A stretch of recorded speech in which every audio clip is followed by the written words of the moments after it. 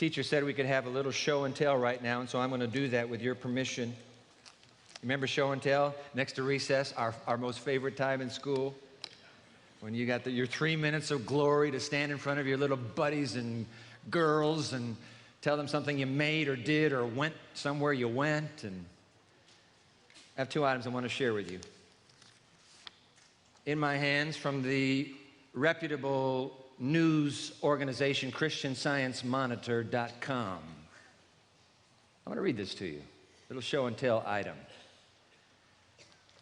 Headline, for real education reform, take a cue from the Adventists. This is a very respected news organization. Interesting. How's it go? Amid all the buzz on education reform, the Seventh-day Adventist school system might seem an unexpected place to look for models in improving student achievement, but by educating mind, body, and spirit, Adventist schools outperform the national average across all demographics. Amazing. Amazing. And I understand that you have a few of those schools right here in the great state of Oregon. Thank God for our teachers, who at the salaries they receive turn out numbers like this. We lead the nation.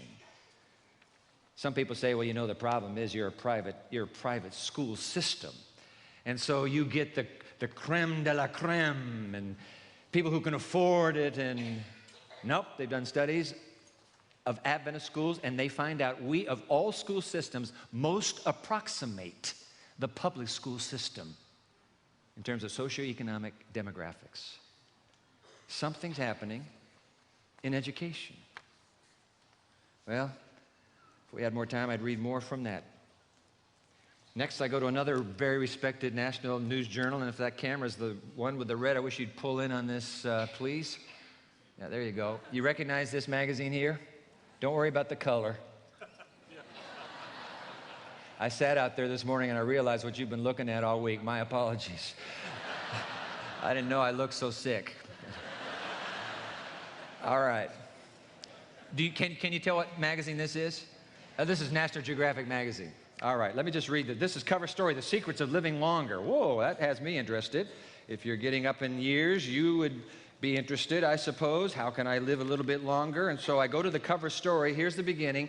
What if, the author here, what if I said you could add up to 10 years to your life? A long, healthy life is no accident. It begins with good genes, but it also depends on good habits. If you adopt the right lifestyle, experts say, Karen told me, by the way, last night, she says, you know what, Dwight, you read so fast. You've got a Russian translator over there who can't follow a bloomin' thing.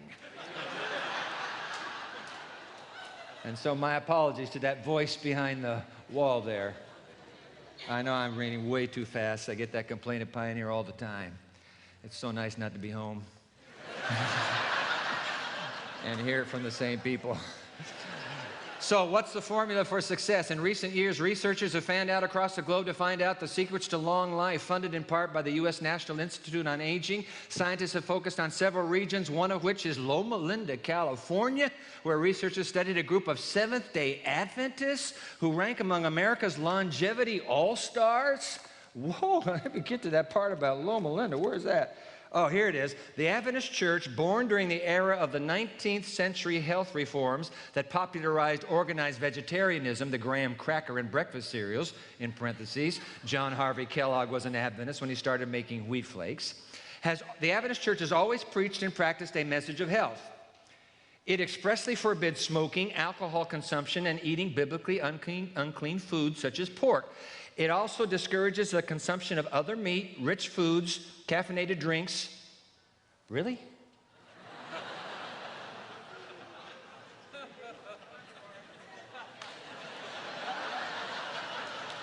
I didn't know that was in there. All right, rich foods, caffeinated drinks, and stimulating condiments and spices.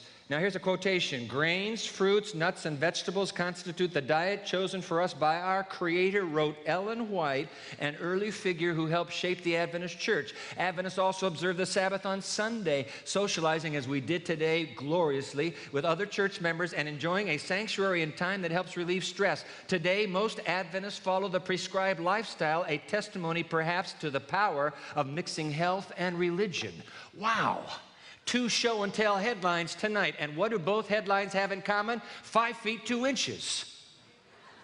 Both of them are the result of a ministry of a little woman, 5 feet 2 inches, who, according to the word on the street, overheard is borrowed everything she wrote, plagiarized it all.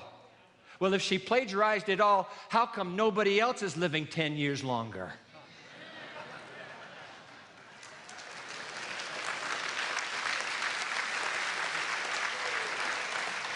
If what she had was there for everybody else would be living 10 years longer, wouldn't they? Two Australian physicians. No. One is Australian, ENT, ear, nose, throat specialist Don McMahon, and Loma Linda University biologist and researcher Leonard Brand collaborated to find the answer. Okay, this is the health question now. Let me put it on the screen for you here. Do you see it on the screen? Yeah, Leonard Brand and Don McMahon. He's the Australian. Leonard Brand is a researcher down in Loma Linda. The critics' claims that Ellen White's writings can be explained as originating from strictly human sources do not stand up to critical evaluation. Dr. Don McMahon's research reveals a dramatic difference in quality between Mrs. White's health principles and those advocated by other health reformers in the 1800s. Do you know what health reformers in the 1800s were advocating? I hadn't known that either until I got their book, these two scientists. This Sylvester Graham, who came up with graham crackers. You know graham crackers. Here are some of his advocations. Don't heat your house. Go naked.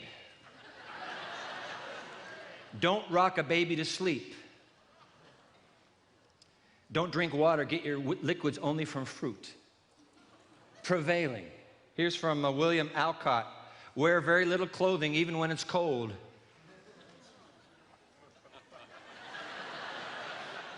Don't use eyeglasses. Don't comfort children. Crying is good for them.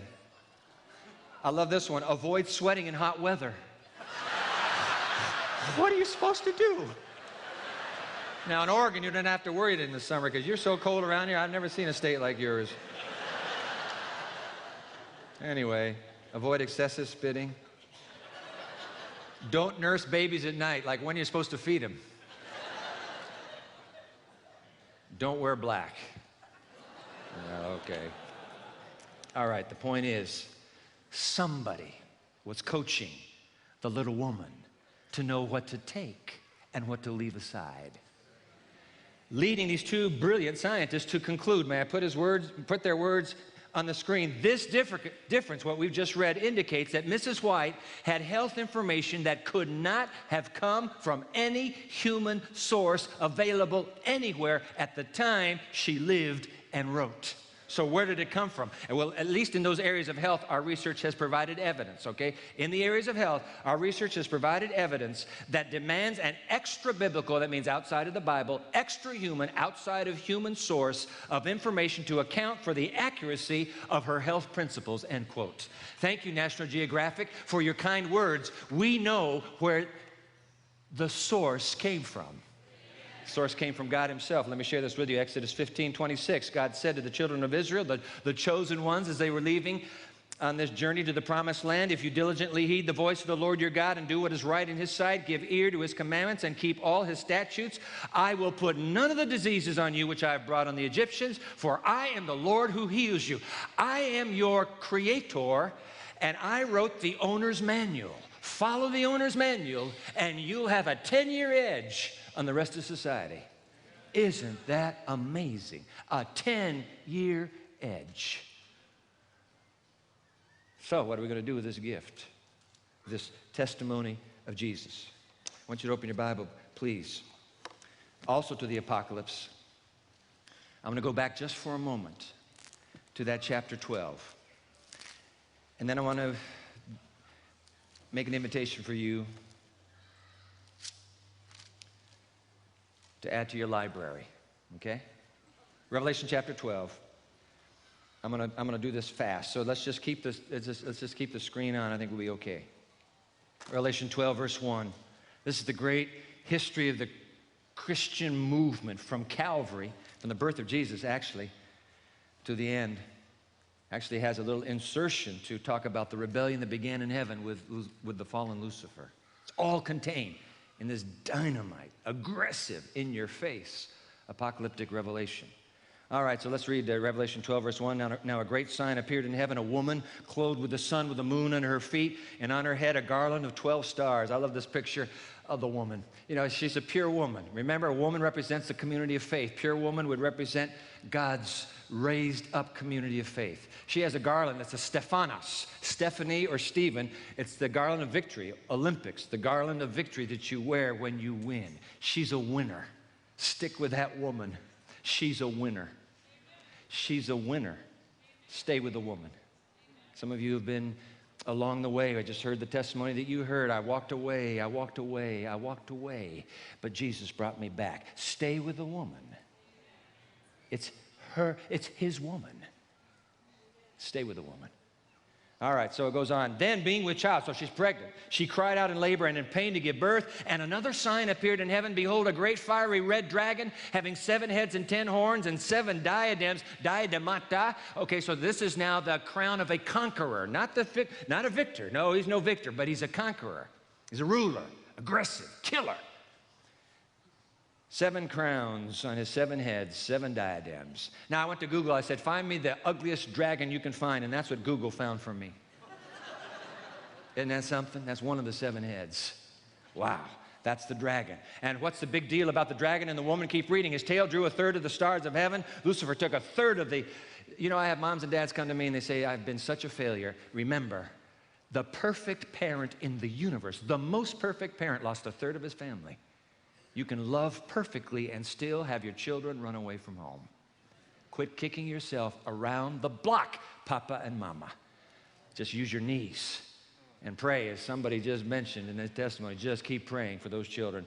He drew 1/3 of the father's family, threw them to the earth, and the dragon stood before the woman who was ready to give birth. Salivating the dragon was to devour her child, capital C, as soon as that boy was born in Bethlehem. And the dragon was there, and we all know the Christmas story. She bore a male child who was to rule all nations, messianic nomenclature, with a rod of iron, and her child caught up to heaven, missed him. And because he missed the child, was defeated at Calvary, guess whom the dragon turns upon? Yeah, the woman. You got it. Verse 6, and the woman fled into the wilderness, where she has a place prepared by God that they should feed her there. This 1,260-year dark and Middle Ages period. The church goes underground. Keep your eye on that woman. Stay with the woman. Now when the dragon saw, verse 13, that he had been cast to the earth, he persecuted the woman. He's after the woman. Perhaps even literally after the woman. Get that woman out of here. He persecuted the woman who gave birth to the male child, and the dragon was enraged. Here comes a familiar text. He was enraged with the woman, and he went to make war with the rest of her offspring, who keep the commandments of God and who have the testimony of Jesus Christ. The gift. The gift is the gift of Jesus. Whatever this end-time community is just before Jesus returns, they will not only be Sabbatarian commandment keepers, they will have the gift. And what is the gift? What is that testimony of Jesus? Revelation 19:10, for the testimony of Jesus is the spirit of prophecy. They will have the presence of a prophet in their midst. The gift, just before the end of time. Jesus said, by their fruits you'll know them. The only way I can figure out these 2 headlines, something good is going on with that gift. You don't think the devil wrote those headlines, do you? Please. The dragon would never have those headlines. He would crush them if he could. Too late. Too late. All right. So what's the big deal? Here's the deal. Why is the dragon so furious with this woman? This community of faith, and in particular, this testimony of Jesus. Why is the dragon furious with the testimony of Jesus? This is a no-brainer. This isn't even rocket science. Why would he be furious? Because it's all about Jesus, that's why. And Lucifer has had a jaded, evil eye against Christ from the get-go, has he not? Of course he turns on the testimony of Jesus. You know why he turns on the testimony of Jesus? Because the gift of prophecy, 2 Peter chapter 1, verse 19, the gift of prophecy is like a massive halogen light Do you ever go driving down the interstate in the middle of the night? You're racing home, and you're in unfamiliar country, but all of a sudden you see this in the dark. You see this big streak of light, right? What do you know when you're near one of those? A used car sale. No, generally, what is it? It's an airport.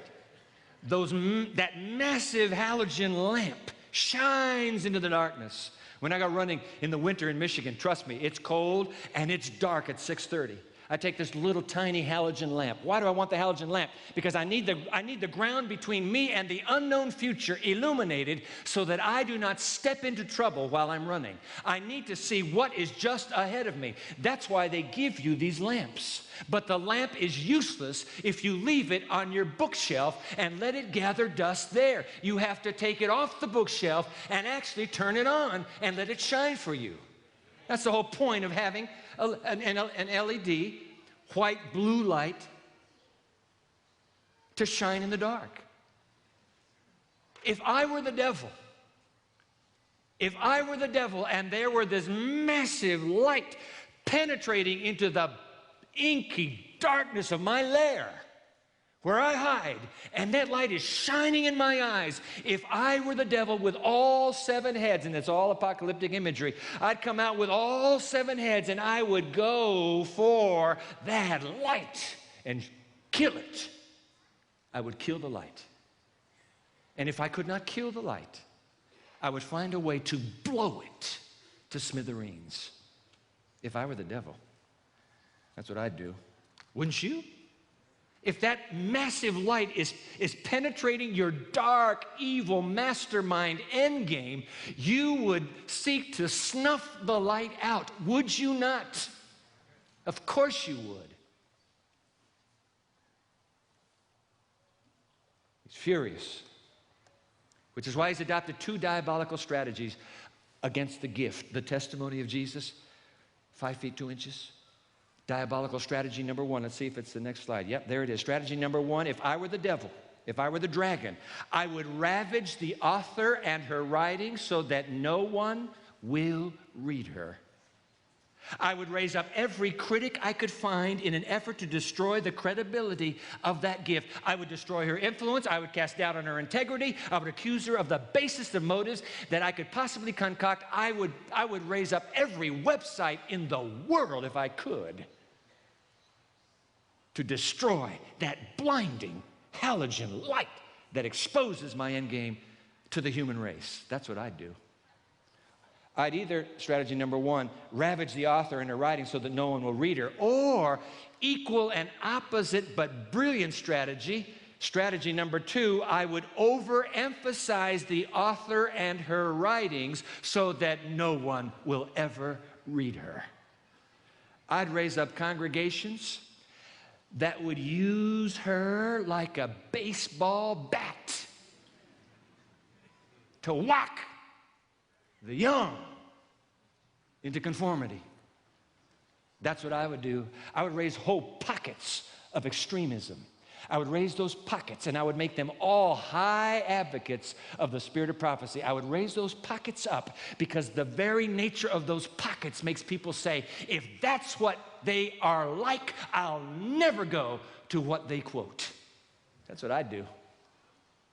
Brilliant. He wins either way.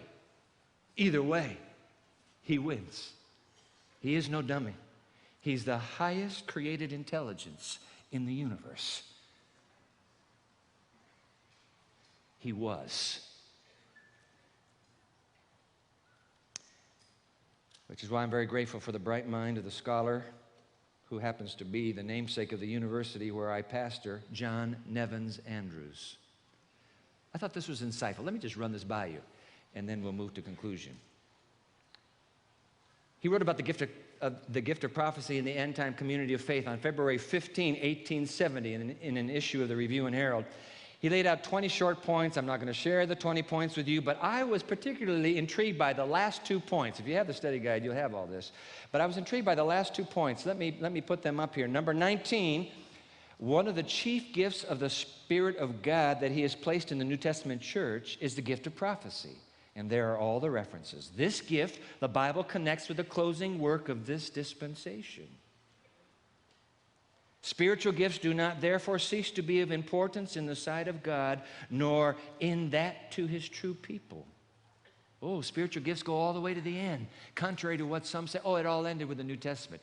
Not on your life. And that message, which is to accomplish the perfecting of the saints and to fit them for translation, that's the whole point, to get ready for the midnight arrival of Christ.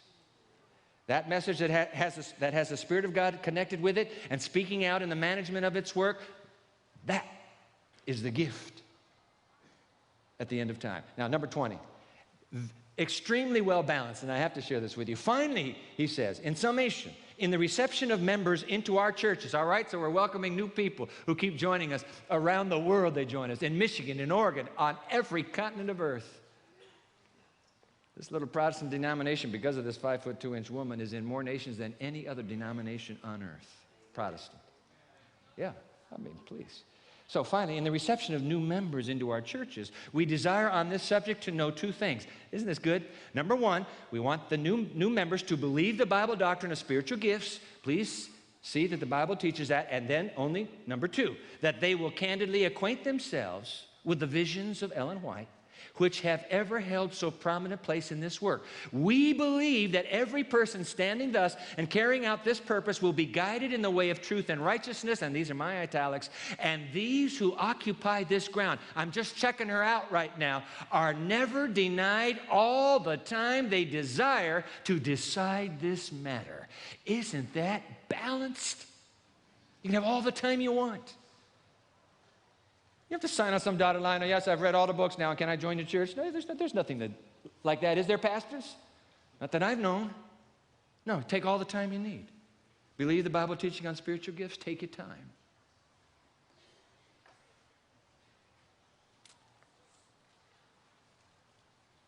Good and balanced counsel. Just taste the fruit. Check it out for yourself. So what do we do next? Here's what I say we do. Let's embrace, since we've got Kellogg somewhere in our background, I say let us embrace the cornflakes commercial. Can you put that on the screen, please? Taste them again. Hallelujah. Taste them again for the first time. See, oh, come on, Dwight, what kind of a crazy marketing slogan is that? Well, don't you remember? They were very successful with it. What kind of a crazy marketing slogan is that? How can you taste something again for the first time? But that's the whole point. You can't, but of course you must. Come back to what you grew up with, kids, grown up. Now, come back to what you ate as a girl, what you ate as a boy. Now, I grew up in Japan. We didn't have Kellogg's cornflakes in Japan. We had my mother's oatmeal, and we had granola made at the Japan Missionary College. That was the name at the time. So when we came back to the States on furlough, true story, my little brother Greg and my little sister Carrie, when we came back to the States and we stepped into an American supermarket and we saw that for breakfast cereals, the shelves are miles long. We thought we had died and gone to heaven. I mean, can you believe this selection? I mean, they even had something called sugar frosted flakes to die for. Of course, I've grown up now. I'm a little more, I have a little more sophisticated palate now. Besides, Karen says I can't eat that stuff anyway. But that was the marketing ploy. Come on. You remember what you used to eat as a kid? Come on back to cornflakes. Taste them again for the first time. Pretend like you're a boy all over again. Pretend like you're a girl all over again. And take that bowl with that milk and the bananas on top. Taste them again for the first time. What would happen? Here's the point. Using that as our motto here. What would happen if we would do that with the writings of Ellen White? What would happen if we would taste them again for the first time? Guess what? I don't have to wonder what will happen because two brilliant friends of mine, Roger Dudley and Des Cummings Jr., you've probably heard of them, rigorous researchers. Listen to what they did. They surveyed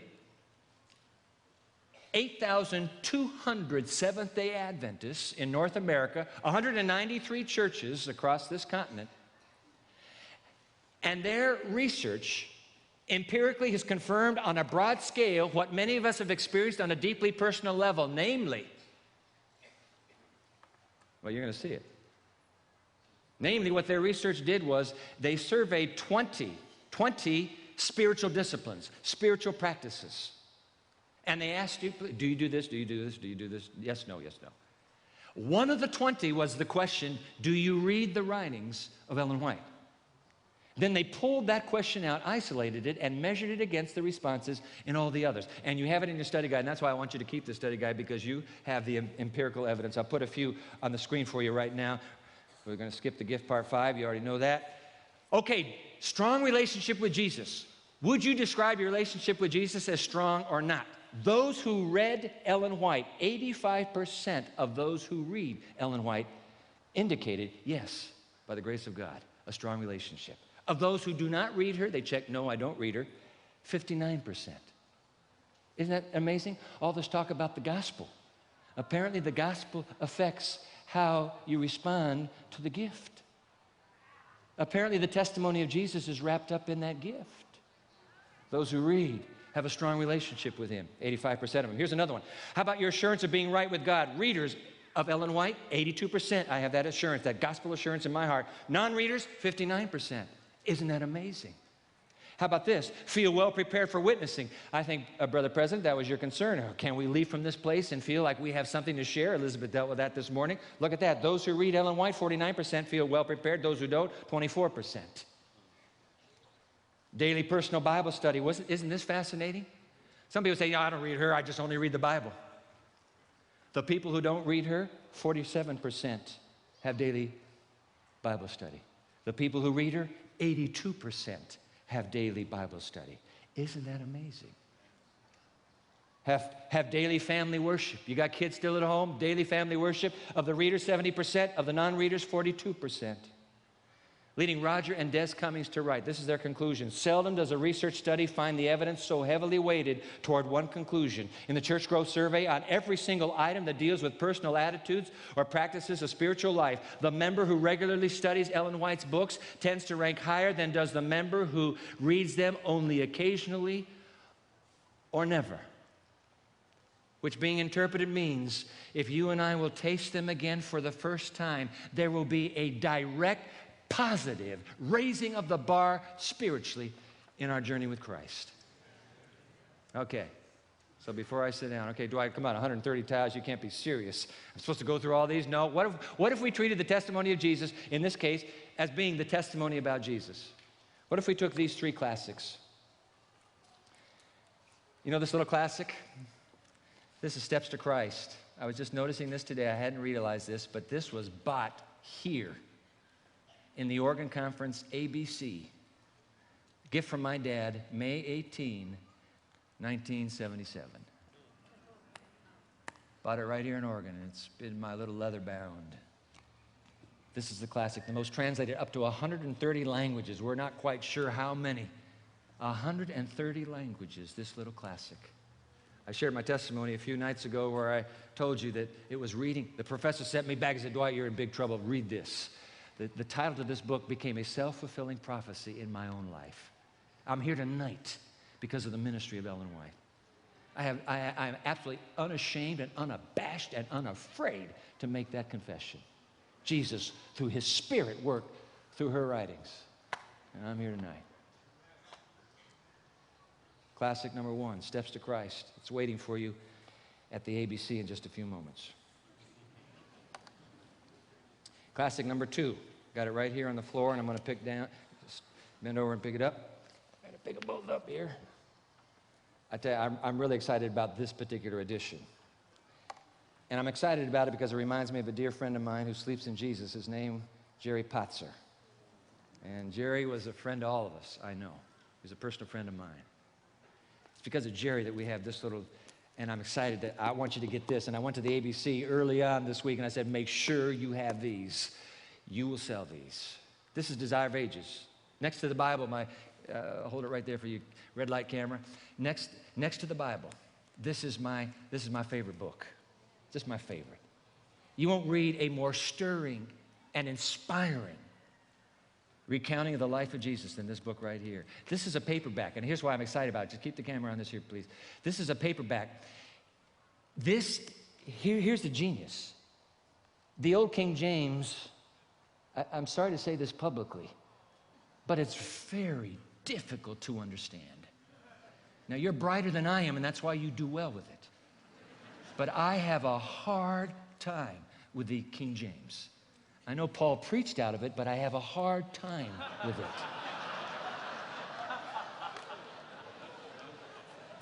What Jerry did, and this is a gift to the church, what Jerry did, he says, listen, guys, we're not getting the young. I got 3,500 young adults in my congregation, 3,500 of them on the campus, I should say. They're not going to pick up a book like this. They're just not going to pick up a book like this if it's not user-friendly.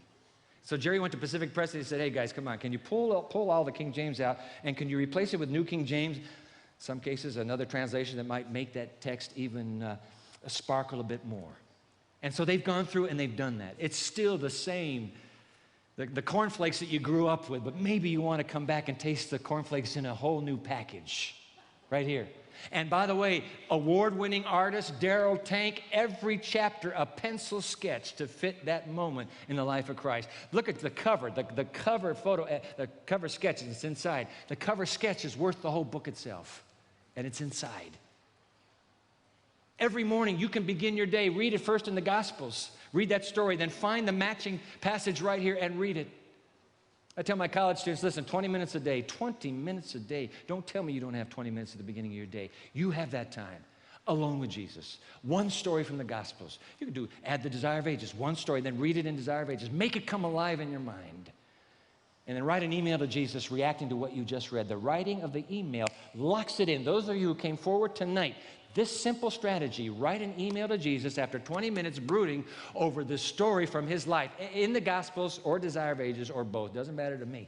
But 20 minutes brooding over it, then you write an email reacting to it, makes the story stick in your mind all day long. I don't have his email address. You just put it into a little journal on your laptop. Do it on your telephone.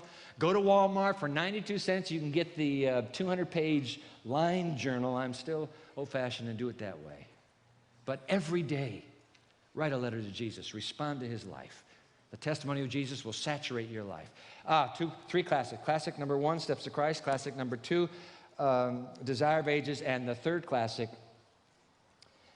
hands down the most dramatically influential book Ellen White ever wrote. Hands down. I know one scientist, 2 theologians who came to Christ through the reading of this book. 1 chemist and 2 theologians. Through the reading of this book. This is the history. This is the sweep of the Christian church. You read this book, you'll never be the same again. You will never be the same again. And it's the New King James. So you're looking for this cover, the New King James. Read it. In fact, may I share this with you before I sit down? Ellen White, speaking of great controversy. Notice how she puts this here. Put her words on the screen. The great controversy should be very widely circulated. It contains the story of the past, the present, and the future. In its outline of the closing scenes of this earth's history, it bears a powerful testimony in behalf of the truth. I am more anxious to see a wide circulation for this book than for any others I have written. For in the great controversy, the last message of warning to the world is given more distinctly than in any of my other books. 3 classics, the testimony of Jesus. They're all waiting for you just down the sidewalk. Go home and begin a new chapter, please. Go home and begin a new chapter, you and Jesus. Hush the yapping of the critics. Trust Jesus himself. Take his testimony and wrap it into your heart. You will never be the same again. A little schoolboy comes racing out of his house.